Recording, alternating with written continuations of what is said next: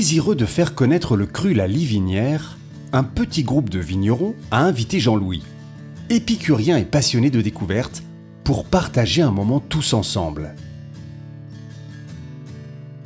Et le dessert. Alors on est sur une équation donc chocolat grand cru, cassis, genièvre, un petit filet d'huile d'olive et citron vert. Donc avec de la finesse et avoir quelque chose de souple, donc de la gourmandise, donc un petit peu comme le vin de Gourgazo. Merci Fabien. Donc je vous sers la cuvée Mélanie qui est faite à base de syrah, de mourvèdre et de grenache. Merci. Et comme Fabien, c'est étonnant, l'a exprimé autour de son dessert, je trouve qu'on est sur des notes de baie sauvage, de cassis, de pointe d'épices douces, éventuellement des notes de chocolat. Donc on est vraiment dans la thématique du dessert de Fabien.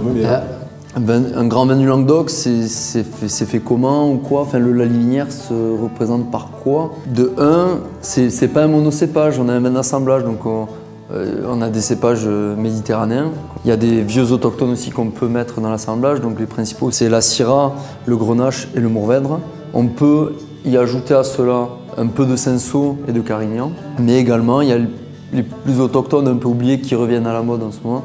On peut avoir du terrette, du ribeye renk. On a quand même des jolis vins qui sont sur les fruits noirs, avec beaucoup de poivre, beaucoup d'épices. On pourrait dire précisément, épicément épicé, pardon. Oui, c'est ça. Oui. Mais moi je trouve qu'il y a quand même une colonne verticale un peu dans tous les vins de l'appellation que je retrouve depuis longtemps, parce que même qu'on goûte un vin qui a 15 ans ou 20 ans, on retrouvera également cette fraîcheur présente dans les vins.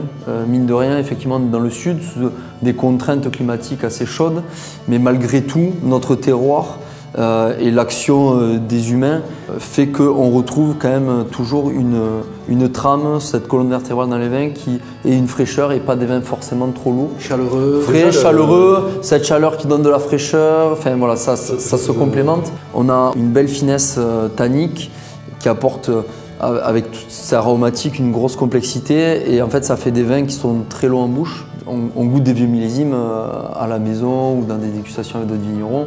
Pourquoi on est le premier cru du Languedoc? C'est parce qu'on fait des vins de garde avant tout.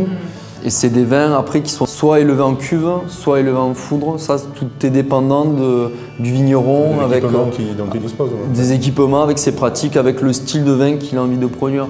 Mais à la fin, on sait qu'il fait du cru Livinière. Bien, il est temps, je crois, de nous séparer.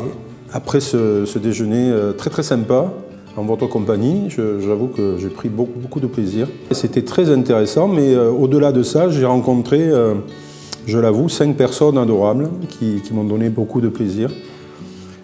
Merci à vous. Ah, mais Jean-Louis, on lève Merci à toi, Jean-Louis.